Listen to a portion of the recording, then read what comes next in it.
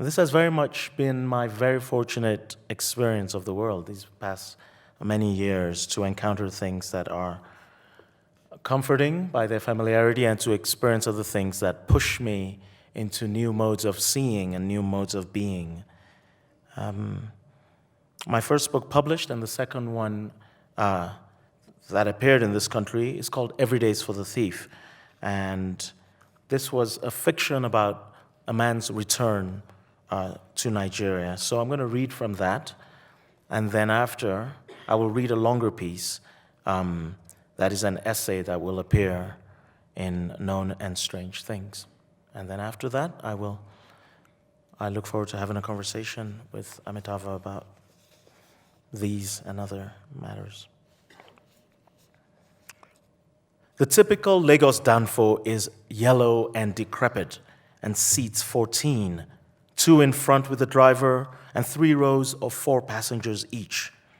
The bus is operated by a team of 2, the driver and a conductor, who is also known as the tout.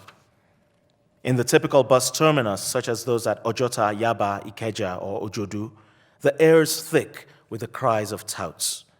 They have to fill those 14 seats as quickly as possible and get a move on to their destination. Jota, Jota, Jota, Jota. That's the man calling Ojota. Keja, Keja, Keja, Keja, Keja, straight. That's the express to Ikeja bus stop. The sound that rises from the thrum of congested traffic is like a chorus of cantors or auctioneers. Balende CMS, Balende CMS, Balende, Balende, Balende. Touting is not a job. It is a way of being in the world, a distillate of pure attitude, the chest puffed out, the body limber, the jaw set to brook no opposition. There is in every tout the same no-nonsense attitude, the quick temper, the willingness to get into a fight over any and all conflicts. There is a strut they do, a swagger. These are the original wise guys of Lagos. Some of them are as young as 14. They do not go home in the evening and stop being touts. The thing is bound to their souls. The regular non-tout Lagosian, too, has to share this attitude. The body language as one moves through the street has to be one of undiluted self-assurance. Uncertainty in the face or gait attracts attention, and attention is bad. When you catch a stranger's eye, the message you send has to be unequivocal. Trust me, you don't want to mess with me. There are many people on these streets who roam around looking for victims, people who, through long practice, can sniff out weakness wherever it is. My Uncle Bello, a well-built man in his 40s, told me about going to Oshodi Market and being accosted. A rough-looking man approached him on the Oshodi overpass and asked for money. My uncle thought about it and gave him 200 naira. The man was unimpressed. No, my money is 1,000. My Uncle Bello said he had to assess at that point whether to call the guy's bluff or to cave into the extortion. He called his bluff. It was a bad move. The guy got extremely hostile. What do you mean by no? I will waste you. I will waste you. You see this bridge? I will dangle you from the edge. I'll throw you off. My uncle's options were suddenly limited. He knew that if he gave the thug the 1,000 naira, his whole wallet could get cleaned out. The man could tell him to take off his trousers or crawl on all fours in the dirt or something similarly humiliating. On the other hand, he really did look like the kind of guy who could make good on his threat of murder.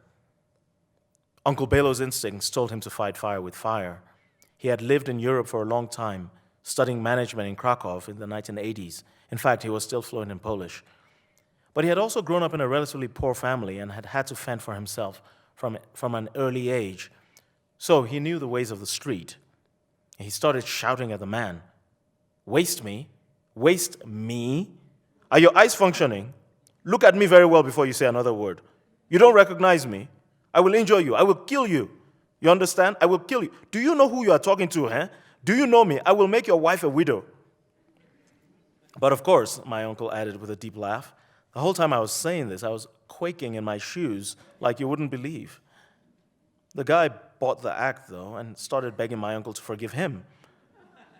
Finally, my uncle gave him another 200, and they parted ways.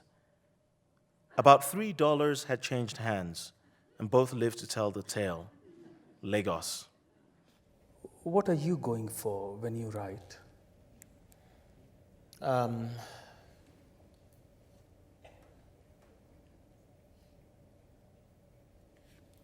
Thank you. For example, I was thinking like, that little phrase you had, which is a wonderful phrase, like injecting a contrast dye, into this thing of news, whatever it was. Yeah? Well, I think of eloquence as maybe the preconditions out of which the work begins. You don't go into the work to try to find eloquence in it. You approach with a certain eloquence, and then you actually try to pull back from that,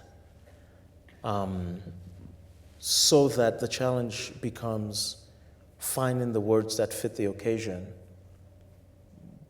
but expunging anything that is superfluous, anything that is merely performative. I think there was something about this particular essay where, you're sorry, the light's a little bit bright. This is not my regular life, if you can't believe it. You're reading someone like James Baldwin, and there is a kind of contagion of his prose. He's a writer of such immense flair that I think it ended up pushing this particular essay a little bit in that direction. And very often I'm actually a little bit happier toning down the fireworks a little bit. But in general, the difference between the first draft and the 12th draft is that the 12th draft is more precise and less eloquent. That's a good answer. Are you going to do that all night?